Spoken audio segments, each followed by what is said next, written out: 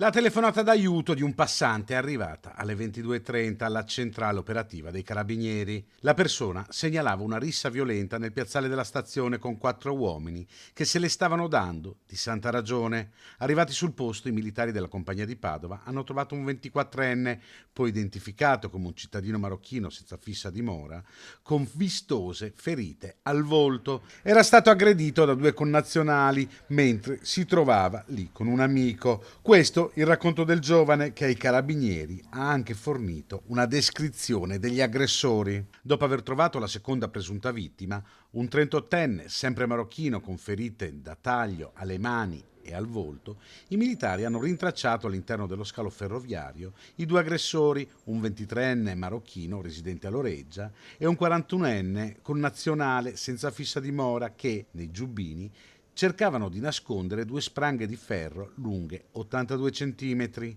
I 4 sono stati accompagnati al pronto soccorso e medicati. Per tutti è scattata una denuncia per rissa, per il 23enne di Loreggia e il 41enne, anche per porto abusivo di oggetti atti ad offendere. Lunedì scorso, in tutta l'area della stazione, era stata confermata la zona rossa.